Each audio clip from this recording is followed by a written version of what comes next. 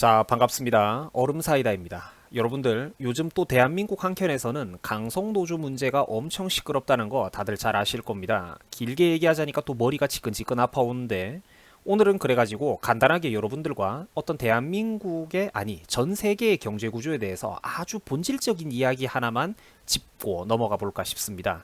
여러분들, 재벌 세상을 끝장내자는 이분들 보이십니까? 제가 빨간 네모 박스도 밑에다가 쳐놨는데, 그죠. 우리 한국에서 사실 그다지 이제 보기 드문 주장은 아닙니다. 그죠? 굉장히 흔한 주장이에요. 한국에서 재벌들이 나쁘다, 대기업이 나쁘다, 대기업이 너무 많이 가지고 있어서 국민들이 가난하다, 뭐 이런 말을 하는 분들 되게 많습니다. 여러분들 제가 평소에 좌파들을 되게 미워하고 강도 높은 발언을 하는 데는 다 이유가 있는 겁니다. 여러분들 저분들 가만히 한번 보세요. 대화와 토론으로 저 사람들 설득이 될 것 같습니까?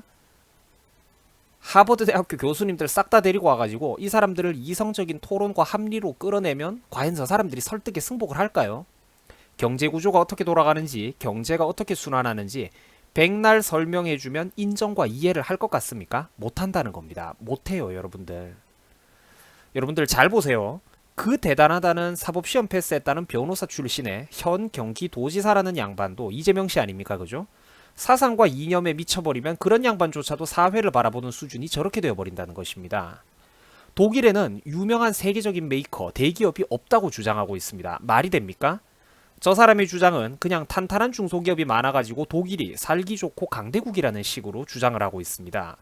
저런 사람이 인구 1000만 광역지자체의 리더 노릇을 하고 있습니다. 얼마나 가슴 아프고 비참한 일입니까? 당대의 권위자들이 헛소리를 한다고 해서 태양이 지구 주위를 도는 것은 절대 아닙니다. 높고 잘난 누가 뭐라고 하든가 말든가 자연 법칙은 지구가 태양의 주위를 돈다는 것입니다. 여러분들 대기업에 과연 이재명 씨의 말처럼 독일에 과연 대기업이 없을까요? 천만의 말씀. 수많은 대기업들이 존재한다는 것입니다. 우리에게도 익숙한 독일의 자동차 회사인 벤츠, BMW, 아우디 같은 이른바 자동차 3사부터 해가지고 슈퍼카 제작업체인 포르쉐라든지 또 스포츠 상품으로 유명한 우리에게도 익숙한 뭐 아디다스, 퓨마라든지 등등 독일에는 이와 같은 그런 이제 훌륭한 산업 제조업체들이 기라성같이 있다는 것입니다. 독일은 유럽에서 가장 강력한 산업국가 중 하나로 손꼽히는 나라입니다. 독일뿐만 아니라 미국이라든지 일본 등등 경제대국 산업강국들은 하나같이 탄탄한 대기업과 여러분들이 로고만 봐도 딱 알아볼 수 있는 그런 유명 메이커들이 즐비한 나라들입니다. 시청자 여러분, 대기업은 악마가 아닙니다. 대기업의 다른 말은 우량기업입니다. 우량기업. 그리고 거대한 자본과 전문성, 여러가지 유통망 구조 전체를 총괄하는 등등 대기업만이 감당 가능한 사업 파트가 있고 서비스 품질이라는 것이 존재하는 법입니다. 전국에 펼쳐져 있는 삼성 서비스 센터를 한번 생각해 보세요. 저거 여러분들 중소기업이 감당 가능할 것 같습니까? 물건 팔기도 전에 유지비로 그냥 회사가 망해버릴 겁니다. 삼성이라는 회사가 만약 망해버리면 우리 대한민국 국가에는 과연 이득일 것 같습니까? 저기에 연계돼서 계약 맺고 출장기사, 수리기사 하는 분들이 다 계시다니까요. 미국의 인텔과 AMD 같은 단 두 기업만이 사실상 단독 개발 중인 전세계 컴퓨터 시장, 그 CPU 시장을 한번 생각해 보십시오. 저거 우리나라 아무 중소기업들한테 어느 날 갑자기 야, 너네들 컴퓨터 CPU 개발해봐 이렇게 시키면 손가락이라도 될 수 있을 것 같습니까? 반도체 공정, 신공정 그 나노밀리미터 라인 하나 까는데 여러분들 조단위의 돈이 들어갑니다. 조단위의 돈. 이런 걸 중소기업들이 어떻게 이만한 전문성과 자금력을 확보하고 감당할 수가 있다는 말입니까? 사업의 파트가 다르다니까요. 미국의 대기업 아마존이 미국의 대기업인 아마존이 그 자기들이 자랑하는 그 뛰어난 서비스 품질과 신속하고 강력한 유통망을 여러분들 한번 생각해 보십시오. 아마존은 오늘날의 승리를 위해서 CEO인 제프 베조스 씨가 20년 동안 살얼음판 위를 걸어오면서 적자를 감당해왔고 자기 인생 다 걸어가면서 키운 기업입니다. 구사 일생에 그 목숨을 던지는 순간들을 한 10번도 넘게 넘어온 그런 기업이에요. 저런 기업의 성장사들이. 그리고 현재 제프 베조스는 그 수많은 기적과 본인의 능력이 잘 맞물려 떨어진 결과 현재 세계에서 가장 큰 부자 중 한 사람으로 평가받고 있습니다. 여러분들 저런 게 부당한 겁니까? 아마존의 CEO인 제프 베조스 씨가 자본으로 자본을 벌어먹으니까 그거 부당한 건가요? 그 사람이 세계 제일 부자가 된 거 잘못된 겁니까? 재벌 해체시켜야 되나요? 20년간 회사 경영 독박 쓰면서 적자 감수해가면서 손가락질 받아가며 사업 계획을 짜고 살얼음판 위를 걸으면서 경쟁업체들과 싸우고 직원들 월급 주려고 골 싸매가면서 코피 터지게 일하고 해마다 손해를 보는 기업에 꾸준히 외부 투자자들 불러오고 외부 자금을 수혈해온 사람이 누구였습니까? CEO입니다. CEO. 최고 책임자라고. 노동자 한 명이 자기가 그 일개 회사의 말단 직원으로서 겪는 직무 스트레스와 대기업의 총 책임자가 그 가지고 있는 압박감이 과연 동일선상에 놓고 비교할 수 있는 것입니까, 여러분들? 다른 거는 다르다는 것입니다. 아마존 같은 저런 미국 대기업에서 묻지마 환불도 다 받아주고 진상 고객들도 웬만하면 좋게 좋게 넘어가주고 기업이 손해를 떠안으면서 강력한 AS 정책으로 소비자와 고객들을 편안하게 해주는 거. 그거 중소기업이 감당할 수 있는 성질의 사업 파트입니까? 전 세계 스마트폰 시장을 선도하고 있는 세계적인 대기업 애플도 한번 보세요. 저거 여러분들 애플이 중소기업입니까? 미국 5대 대기업 안에 들어가는 기업이에요, 여러분들. 지금 제가 알기로 시가총액이 거의 1위라고 알고 있습니다, 애플이. 애플에서 진행하고 있는 사업 파트들 그거 개발 부서 한 개라도 1개 중소기업이 감당할 수 있을 것 같습니까? 요점은 사람이 살아가는 데는 필연적으로 격차가 존재한다는 것입니다. 능력의 차이와 역량의 차이를 인정하고 경쟁 속에서 우수한 품질이 나오는 것이며 나라 안에 우량 기업이 많아질수록 국가가 튼튼해진다는 것입니다. 국가 경제가. 대학교 조별과제 한번 해보시면 공산주의가 왜 망했는지 다들 아시지 않습니까?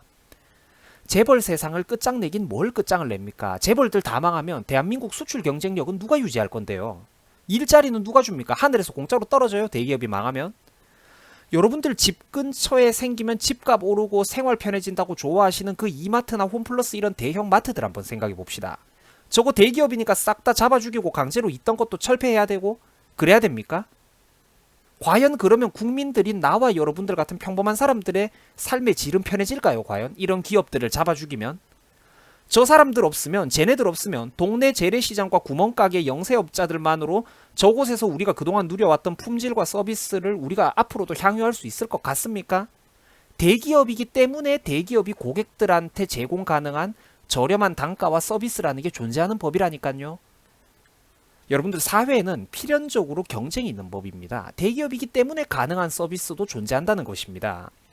유튜브도 똑같지 않습니까? 우리 시청자 여러분들이 좋아하시는 그런 구독자 100만, 200만의 그런 거대한 채널들, 심지어 전 세계로 우리가 스케일을 키워보면 구독자가 800만, 1000만 단위가 넘어가는 대형 유튜버들도 있습니다. 그런 분들 가만히 보시면 전문가 수준의 팀원들이 꽉 짜여져 가지고 영상 편집도 엄청 고급스럽게 하시고 특수효과도 잘 넣고 유튜브 채널 전체가 하나의 방송국과 기업화가 되어가지고 짱짱하게 굴러가는 그런 곳들도 되게 많아요. 완전 프로 냄새 나는 곳들. 그 사람들 왜 그렇게 열심히 영상을 올리는 걸까요? 노력하면 노력하는 만큼 유튜브의 구조는 보상이 확실하기 때문입니다. 유튜버가 공무원 조직처럼 대충 조회수고 나발이고 한 달에 고정적으로 월급 180만원씩 던져주고 이러는 구조였으면 그거 사람들이 그렇게 밤잠 설쳐가면서 영상 짜내고 아이디어 컨텐츠 짜내고 일을 했겠습니까? 고퀄리티로 영상 편집하고 그렇게 경쟁들을 했겠어요?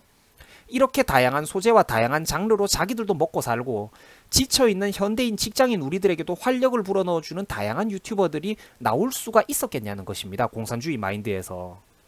여러분들 자유와 자본주의, 시장경제라는 것은 이토록 위대한 것입니다. 사람이 살아가는 데는 정형화된 한 가지의 길만 있는 게 절대 아니고 다양한 진로가 있을 수가 있고 다양한 진로가 있어야지만 그 사회에 활력과 다양성이 있는 것입니다. 여러분들 학벌 귀천의식으로 막 천대받고 그러면은 기분 나쁘지 않습니까? 마찬가지죠. 직업에도 귀천의식이 어디 있단 말입니까? 산업에도 귀천이 어디 있단 말입니까? 모든 사람들이 존중받아야 되는 거 아닌가요?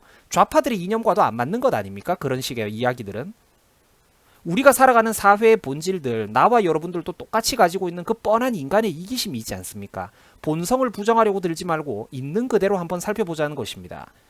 오히려 사진 속에 있는 저 양반들은 귀족노조, 이른바 철밥통이라도 쥐고 있는 사람들이에요.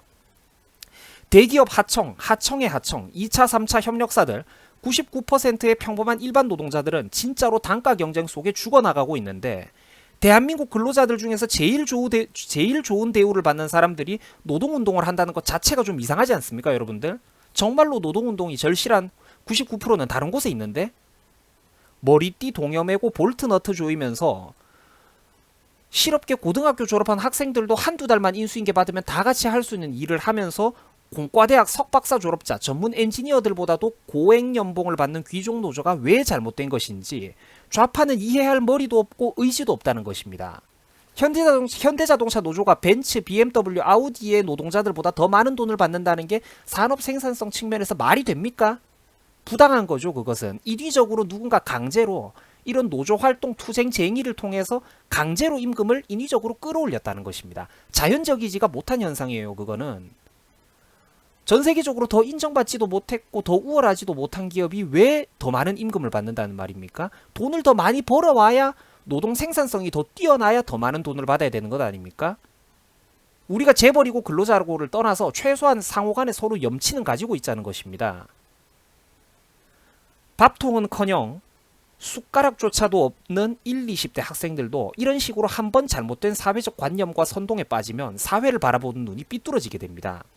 애기들은 아무것도 모르고 저런 것들이 있어야 자기들의 삶도 같이 나아지는 줄 압니다. 저 사람들은 자기들 밥그릇만이 지상 목표인데 지들도 거기에 같이 버스 타고 편승할 수 있는 줄 알아요. 자기들 인생과 삶의 질에 버스를 태워주는 것은 자유우파적인 마인드를 갖고 있는 건강한 정치인과 우량한 대기업인데 노조가 자기들의 밥그릇을 지켜준다라고 1, 20대 젊은 학생들이 또 정말로 많은 3, 40대의 또 젊은 왕성한 분들이 사회적으로 심각한 오해를 하고 계시다는 겁니다.